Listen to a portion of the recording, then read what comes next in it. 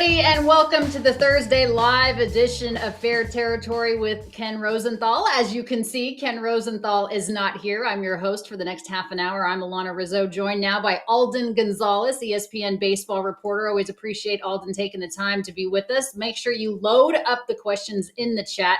Alden doesn't know this yet, but we're going to be grilling him in just a couple of minutes. So Alden, welcome to the show. We appreciate you being here. First and foremost, the news around Major League Baseball right now is the firing of Pedro Grifol of the Chicago White Sox as we get into the lead. Just your reaction to this move, and certainly where do the Chicago White Sox go from here? It looks like Grady Sizemore is going to be the interim manager. Yeah, my immediate reaction was, where was this news about a week ago? I mean, this was the news that we were all waiting on. It was obvious that Pedro Grifol was not going to be their manager going forward, wasn't going to be their manager in the future or next year. And I mean, look, when you're losing 21 consecutive games, you have to make a change. And I thought the interesting thing here, and you touched on Grady Sizemore, bringing up somebody who's inexperienced in coaching in general in baseball. And they did say that they're going to reassess in the offseason to find maybe a more long-term fitted manager, but maybe they're trying to see what they might have in somebody like a Grady Sizemore. I mean, we've seen, the success of somebody like a Stephen Vogt in that same division with the Guardians, but Pedro Grifol not only being fired, Charlie Montoya, their bench coach, also being fired. It's very clear that there are cultural things at play here. There are cultural issues in that clubhouse. I'd been hearing that for weeks, even before they made history with this losing streak. They needed to make a change. I'm honestly surprised it took that long. You mentioned the change that is necessary there in Chicago, Alden, and it's interesting because Jerry Reinsdorf has owned that team since 1981. So he's been the owner of the Chicago White Sox for 43 years. They've only won one playoff series. Now, it was the year that they won the World Series championship. But are you surprised at the lack of success, the overarching lack of success over the course of the last 4 decades for this club that is not in a small market? Absolutely. And I think a lot of that is Jerry Reinsdorf not spending enough money on the team, and not spending enough money, not just on the team, but on the infrastructure, on the resources, and maximizing players that they bring in there. I mean, we've seen that with a few owners throughout the sport, whether it's in Colorado, whether it's in Anaheim. And I think that applies in Chicago as well. And I think not just you looked at sort of the macro view of the White Sox not winning enough, and I think that's totally relevant. I think it is stunning that they're here now after just, what was it, Alanna, 4-5 years ago, maybe even less than that, when we took a look at just the players that they had brought in, because they had gone through this mini rebuild. They got some nice pieces back, and it seemed like they were on their way. I mean, there were comparisons between the White Sox and the Atlanta Braves, just because they had intriguing, young, talented players. They locked them up to long-term deals, and a lot of us thought, they're going to go on a run here.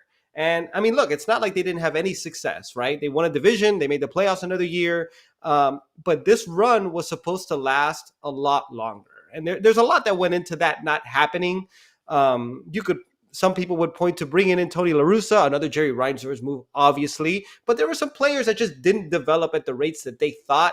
And it was almost as if everything that could go wrong for a team that we thought was ascending went wrong. And it just, outside of maybe ownership issues, it's a reminder of how difficult it is to build sustained winning in baseball. Because even when we think teams have it figured out, stuff like this could happen. Yeah, it's interesting too, Alden, because Chris Getz is the general manager of the Chicago White Sox. He worked with Pedro Grifol at their time in Kansas City together, and Chris Getz is addressing the media as we speak right now. Don't you think, though, that should have been Jerry Reinsdorf addressing the media? I mean, Chris Getz was the head of player development for the White Sox before he becomes the manager, yet he fails to develop, or, they're releasing and trading away guys that he failed to develop in their system. Why isn't Jerry Reinsdorf speaking to the media? Yeah, and you know what? I don't expect them to, though, because my expectations are low on ownership levels. I mean, that's Chris Getz' job. I mean, I hate to say it, but that's the job of the general manager, is basically to take bullets. And sometimes you got to do the stuff that the owner wants and pretend that was your decision. And I'm not saying that this was a Jerry Reinsdorf decision. I'm pretty sure that Chris Getz would also agree that he needed to make a change at manager. But I mean, we see that all the time. I mean, I wish owners addressed the media a lot more often and took questions from fans, took questions from reporters. because they're the ones who are making the final decisions on a lot of this stuff, but it just doesn't happen in that sport.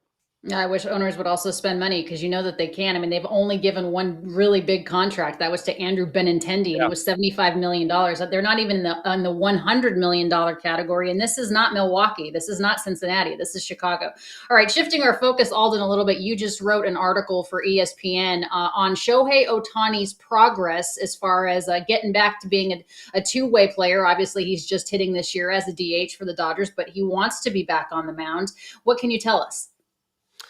He's progressing pretty quickly. I mean, it's pretty amazing. The tasks right now are very menial with him. I mean, he's just playing catch. He backed up to about 150 feet. He's throwing at 85% intensity. But he's going to get off a mound here pretty soon. I mean, it might be late August, early September, before the year finishes, before the Dodgers start the playoffs. The Dodgers want him to face hitters, simulated game, live batting practice, something like that. I asked again, by the way, the Dodgers will not be pitching him in the playoffs. That's out of the question. But I think one of the reasons why I wanted to write it, outside of just updating where Ohtani is in his progress, it's just amazing what he's doing. And I just don't think it can be overstated. This is a guy who might become the first designated hitter in baseball history to win an MVP.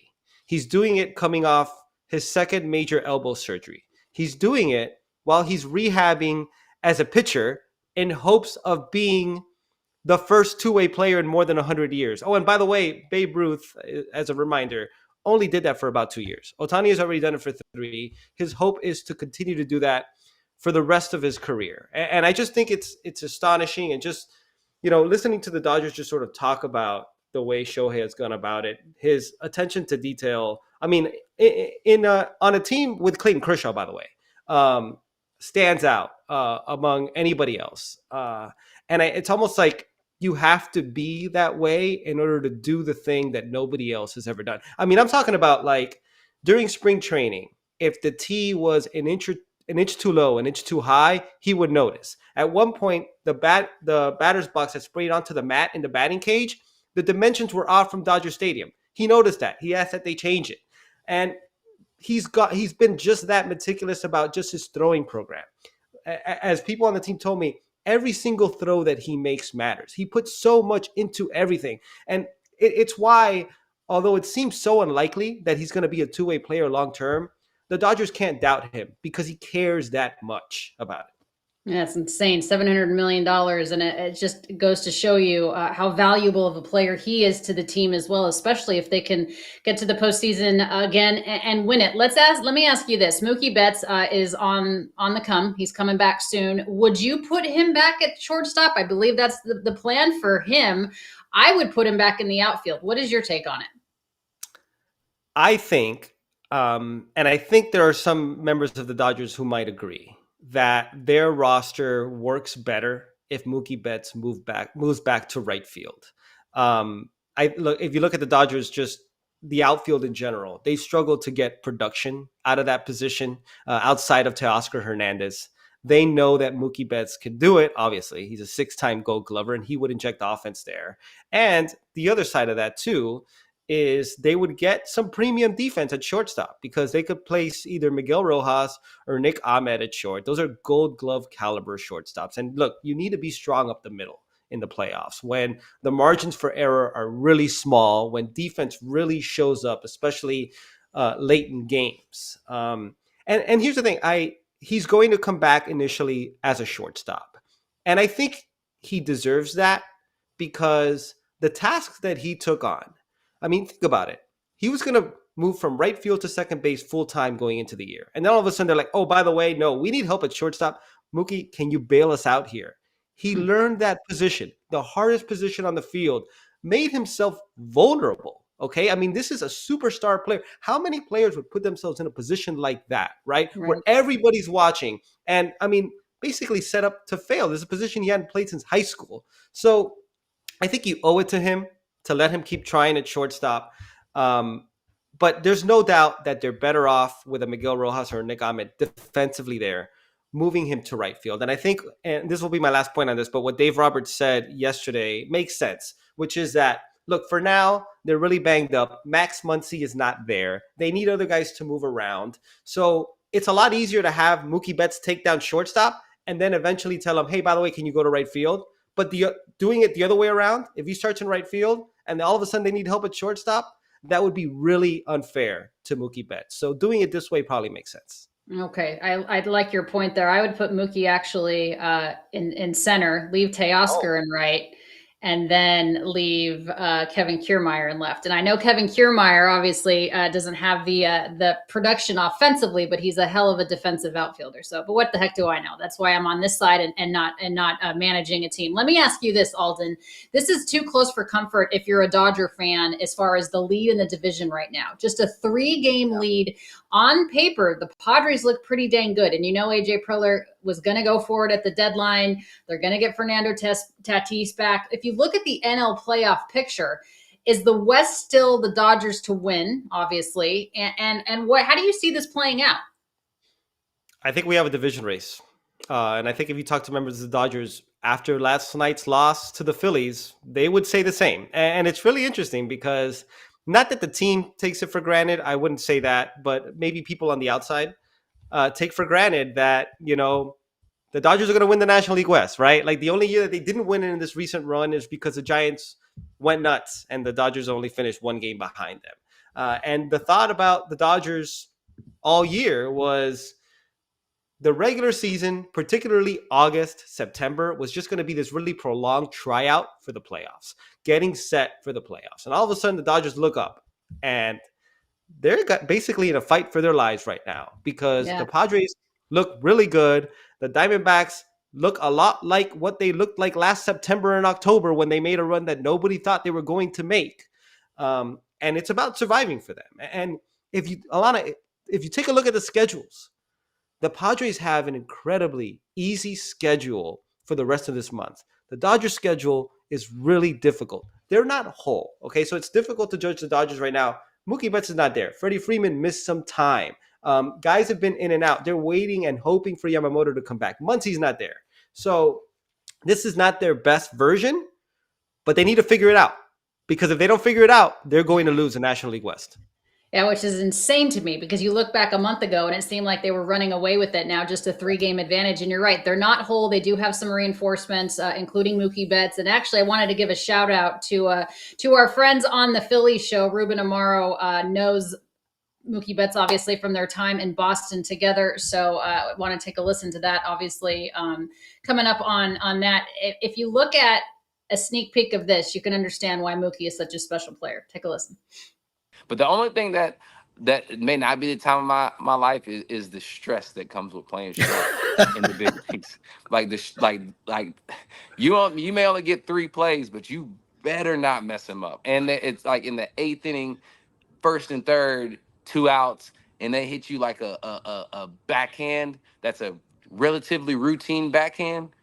But for me, that's not relatively routine. Like I'm just learning this. I'm just learning how to do it. I just learned this 2 days ago, so I'm trying to put it in the game now, and so that part is stressful, but it's fun. It's definitely kept me up at night though. We love the Philly show, of course. Ruben Amaro, Todd Zalecki, Jim Salisbury hosting the Philly show.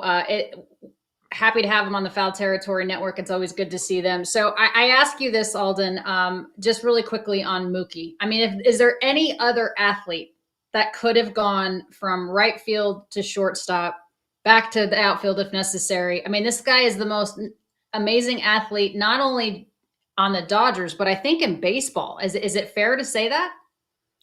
I've asked a lot of people that question. This was before he broke his left hand. About anybody that they could think of. I asked Dino Weeble, who's worked with, as you know, so many different infielders, outfielders throughout his career. He couldn't name a single one. Not at this stage in their career, right? Mm-hmm. Not already being fully formed and not that way. Right field first, then shortstop, right? Like we've seen players, I mean, Robin Yount stands out, right? Being a shortstop, then transitioning to the outfield. Doing it the other way around, by the way, in your 30s, yeah, that's exceedingly rare. Can I just point out, though, Alanna, listening to Mookie Betts in that interview, I love how self-deprecating he is, right? Like he's so secure in who he is, but he's always like, I remember talking to him going into the home run derby last year and just talking about like how he felt like he had no chance because he has no power. And like, he does it at shortstop too. I mean, he's so hard on himself. And I think that even outwardly, and I think that's what makes him great. I had no idea his guns were that big. I don't think I've ever really seen Mookie in a tank top. So just looking at the Philly show when he's wearing his tank top, and hey, how much does this guy lift? I didn't realize that he was that into weights. Did you think it was a coincidence that somebody who's smaller than me can hit the ball 450 feet? maybe. We'll keep an eye out for Mookie's interview on the Philly show. It airs on Friday, and now we want to welcome in our friends from HelloFresh. Big shout out to America's #1 meal kit, HelloFresh, for helping us eat good during this busy time of the year for us. With HelloFresh, you get pre-portioned ingredients and seasonal recipes delivered right to your doorstep. It's home cooking made easy, fun, and affordable. HelloFresh makes it easy, even for picky eaters like Scott. There's a changing menu of 50 recipes to choose from each week. Customize it to fit your taste. There's protein and veggie swap options too. The recipes are easy to follow. Just choose your delivery day, open your box, cook, and eat. My house is busy with sports, but family dinners are important. My fam eats better, healthier, and we cook so much easier with HelloFresh. And for a limited time, kids eat free. Go to HelloFresh.com/FTKids to unlock this exclusive offer. 1 free kids meal per box for 2 months while subscription is active. That's free kids meals just by going to HelloFresh.com/FTKids. All right. Thank you very much for Scott and AJ and Eric Kratz. And of course, thank you, HelloFresh. Time now for Grillin Alden. And Alden, you're new to the show, so we appreciate you doing this. Don't worry. I'm it's nervous. Nothing that you can't. No, don't be.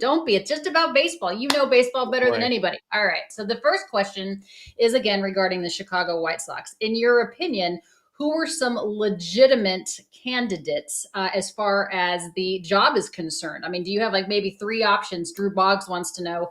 Drew, a good friend of the show. Who do you think they should hire? Well, I could tell you one guy who's going to be a free agent who I think has done an exceptional job and doesn't look like he's going to stay in his current role, and that's Skip Schumacher. Whether or not he would take a job in Chicago, whether or not Chris Getz would be interested in hiring him. That's the name I'm watching the most, not just with the White Sox, but just because after Alex Cora got extended, Skip Schumacher was the #1 name on my mind. I think he's going to be the biggest free agent out there. I think if you talk to the players out there, they love playing for him.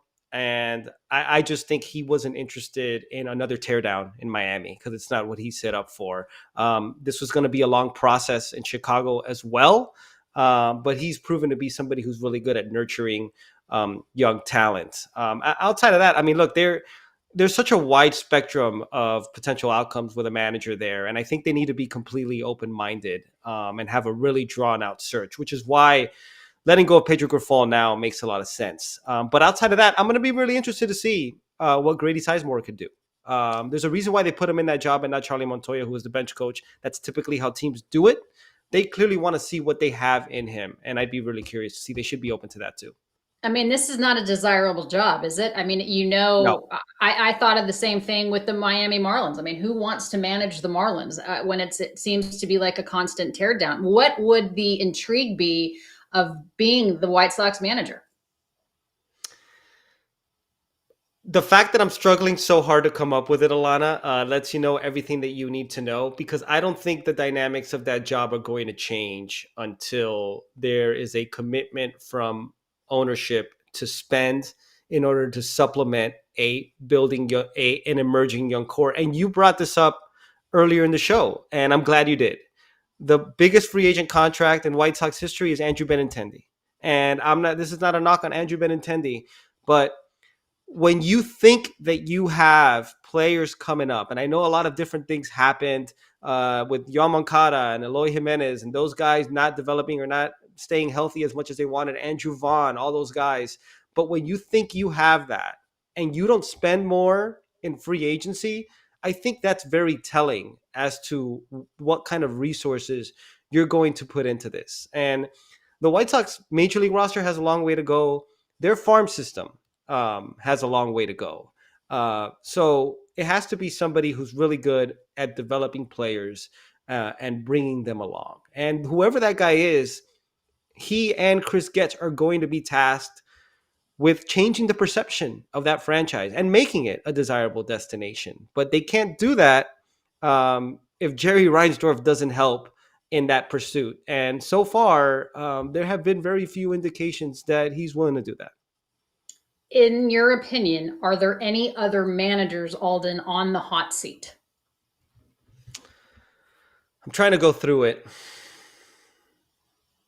I think let's see here. Who jumps out to you, Alanna? Maybe that could help me out because. Well, the reason I asked that, and I don't want to put you on the spot, it was a question also from Armand, but when Alex Cora received the extension during the season, I thought that was interesting because he says he wasn't going to talk about it. But if someone comes up to me and says, I'm going to give you $7 million a year, I think I'd be willing to listen. But a lot of folks thought perhaps if Alex Cora didn't re-sign with the Red Sox, that if Dave didn't get the Dodgers to where they needed to be, or Aaron Boone in New York didn't get the Yankees to where they need to be, that perhaps Alex would go there. Well, he's obviously going to be in Boston at least 3 more years. So I'm wondering to you, and you're very, you cover the Dodgers intimately.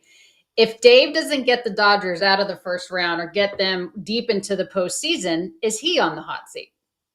I think he might. And that's been a big talking point here in Los Angeles. And look, he signed an extension not too long ago. But I don't know if the blame would fall squarely on him. Who knows what the situation might be that leads to that. But at the end of the day, I mean, you would have 3 consecutive exits in the division series. And it would be on the heels of a historic offseason in which ownership spent more than $1 billion on Tyler Glasnow and Shohei Ohtani and Yoshinobu Yamamoto. And it would be hard to overcome that. And I could see a scenario where if the Dodgers get eliminated early again, they take a step back and they say to themselves, look, we've been a dominant team for the last 10, 12 years. We've come away with 1 championship, and it was won amid a COVID season that was unlike any other. And they'll say that one was harder to win than any other championship traditionally, and maybe they're right. But still, they haven't had a parade, Alanna. Imagine that, right? Like, they want this to be the greatest era in Dodgers history. And that hasn't been the case because they haven't done it in the playoffs. So I could see a scenario where if they exit early, they're going to take a step back and think, what do we need to do differently in October? And that could fall on Dave Roberts. But I think a lot would have to happen there. You brought up Aaron Boone. I think they would, at this point, they might win the American League East. For all the flaws on that roster, and for as tough as they are to watch sometimes, if they make the playoffs, if they make a decent run, or even if they just win the division, I think Aaron Boone would be safe, at least going into next season. Yankee fans might not want to hear that, but I think that will be the case. I think, look, there's one obvious one, and I was trying to go through my Rolodex earlier, and it didn't come to me soon enough. But the obvious one is John Schneider in Toronto, right? Yeah, I mean, that's a good point. And to a lesser degree than the White Sox, but when they had Bo Bichette and Vladimir Guerrero Jr. and Kevin Biggio, who didn't develop to that level, coming up together. And I will say their front office did spend at least more than the White Sox on supplementing a young core. You thought they were going to be an emerging powerhouse in the AL East, and they just haven't been. And it's very clear that, and look, you could say, and rightly, you can say that they didn't do enough this offseason, and they didn't, okay? But they're at a point now where it's very clear, or at least it should be, that they need to take a step back again. And if Vladimir Guerrero Jr. and Bo Bichette don't sign extensions, they need to be traded because they're going into their free agency years next year. I could see them wanting to make a change in Toronto. I'm sure I'm missing a lot more. John Schneider, unfortunately, is the obvious one for me.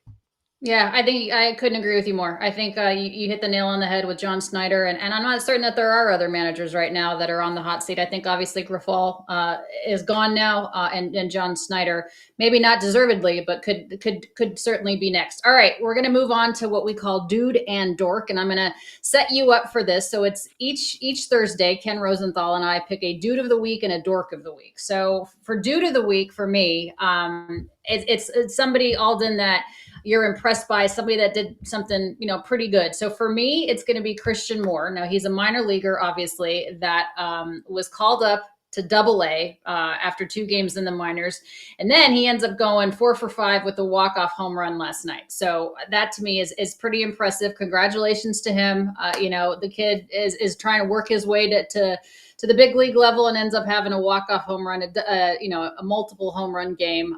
So is there anybody this week? I'm going to actually give you options because I know I'm putting you on the spot. So I think I got somebody. Oh, you do? Okay, good. Who is it? But I want to hear your options. Okay, my options for you are Pat Murphy and the Brewers sending a video to Freddie Freeman and his family, of course, because of everything that was going on with Maximus. Or Kyle Schwarber, who had a hell of a game, and they're having a hell of a series. So those are your 2 options. But you can pick whoever you want. Don't make me pigeonhole you. It's okay. I'm gonna pick 2. Okay. My first Dude of the Week is Maximus, Freddie's son. Oh, I love it. For everything that he went through, and it seems like he's on the road to recovery. And I mean, nothing but well wishes to Maximus and that family. As a father of a young child, I can't imagine what Freddie and Chelsea have been going through. Maximus is my Dude of the Week because it looks like he's on his way back, and I love to see that. And everybody was so happy. On a far, far, far, far less serious note, I'm going to choose Blake Snell. Does he apply? Yeah, of course. I mean, this is your game. You do whatever you want with it. Blake Snell, for throwing that no-hitter against the Reds, for the way that he has recovered from a really rough start, and for how determined he seems to be, as he should be, to prove to people that he is a bona fide top-of-the-rotation starter. This is a guy who didn't get anywhere near the contract that he thought he should get, coming off, by the way, a Cy Young Award. He's been the best pitcher in baseball, I think. I haven't looked at the numbers, but I can't imagine many others have been better than him. Since he came back off the injured list at the start of July, he's dominating. He got off to a rough start because he had a late spring training and he wasn't put in a good position to succeed. And, some of it might be his own doing, his agent's doing, but he's going back to dominating again. And unless he falls off the cliff, he's going to be a free agent. He's going to decline his $30 million player option in 2025. And we'll see what the market holds for him. But he's on a mission to prove that he deserves to be talked about among the best starting pitchers in baseball, and he's proving it. See, this is why you're one of the best in the biz, Alden Gonzalez, because I didn't even prep you on this segment. Look at you, Maximus and Blake Snell. I love it. All right, Dork of the Week. This is the opposite of the dude. This is the person that you are not impressed by. I'm going to go ahead and say an entire organization called the Oakland Athletics, and they happen to be our Dorks of the Week quite often. A's playing number 22 by Taylor Swift against the White Sox during the warmups. This is not a franchise that has a lot to brag about recently, okay? This is a franchise that has their own set of losing streaks and problems and issues and missteps. So they troll the White Sox, who are in the midst of hell, and then they end up losing the game to the White Sox. So the A's are my Dork of the Week. Do you have one? Yeah. If you're going to play that song, you need to win the game. And the bad thing about that too is, as everybody should know, the players, the coaches, none of them have any say as to what the entertainment is at the ballpark, right? So, then they play it, and so it's up to the players to back that up, right? And so they put them in a bad position. So, I do love it though. I love the trolling, but I'm a child. My Dork of the Week. You don't have options for me. If you don't, then I'll go. I have options for you. I would love to hear your options. Okay, I'm gonna say Hunter Wendelstedt for the call that he had yesterday with That would be Dave Roberts' pick. That's for sure. Miguel Rojas blocking the plate there on the Alec Boehm slide. Colin Coward saying that baseball hasn't made any big changes. This is a guy that obviously doesn't watch baseball. Brian Walsh to the home plate umpire in Atlanta last night, or just the White Sox in general. Yeah, I'm going to have to go with the White Sox. That was going to be my pick. I love the options. And not to beat a dead horse here, but look, I mean, we all knew the White Sox were going to be bad this year. They were set up to be bad, right? Like they were going to, this was the year to maybe trade some of their assets and build for the future, see what they have in young guys that they could maybe build around. So the expectation is you're going to be bad, all right? What you can't be is historically bad, okay? And there are a lot of issues at play when you get to a point where you're losing 21 consecutive games. And Alanna, I don't know if you saw the video of Miguel Vargas in Oakland he after he got traded. Yes. It looked like a hostage video, all right? He was leaning up against the dugout in Oakland and he looked so distraught. Dejected. And just I've heard there's just a lot of sort of toxic cultural issues in that clubhouse. And I don't know how much Pedro Grifol has to do with that. But the fact that this team might go down historically as the worst team in baseball. When, by the way, I'm not saying that they were great going into the year or anything, but you look at that roster and like, there's some talent in that roster. They should be better than they were. They should be better than that. And we've seen oftentimes Pedro call them out in the media. And I don't know what goes on behind the scenes that prompts him to do that, but I'm sure there is a reason, right? There is a disconnect there. And so they have to be my dork of the week. They could be the dork of the week every week because of how their season is going. But it can't get this bad. And it's historically bad. They're going to go down in history as one of the worst teams ever. And that's just, frankly, it's embarrassing. It is. It's embarrassing. And it's unacceptable in a market that size with the amount of money that they have and that they should be spending. Alden, you hit it out of the park, my friend. You stepped in for Ken Rosenthal. Not easy shoes to fill. We appreciate you so much. Thanks for being here. And we look forward to reading your stuff soon and seeing you again. We appreciate you. Thank you, Alanna. Thanks for having me. All right, Alden Gonzalez of ESPN. Before we go, let's shout out the BetMGM First Bet $1,500 offer when you use the bonus code FOUL. Get this offer when you download the BetMGM Sportsbook app or at BetMGM.com. Sign up, enter that bonus code FOUL, and deposit at least $10 into your new account. Place your first wager and receive up to $1,500 back in bonus bets if the bet loses. If the bet does lose, your bonus bets will be available once your initial wager is settled. Gambling problem or concern, there's help. Call 1-800-GAMBLER. Thanks, everybody, for watching and listening. Don't forget to subscribe to Fair Territory with Ken Rosenthal. Don't forget, Foul Territory is next. And then coming up, it is Dodgers Territory with myself and Clint Pasillas. For Alden Gonzalez, I'm Alanna Rizzo. Ken is back on Monday. We'll see you next time.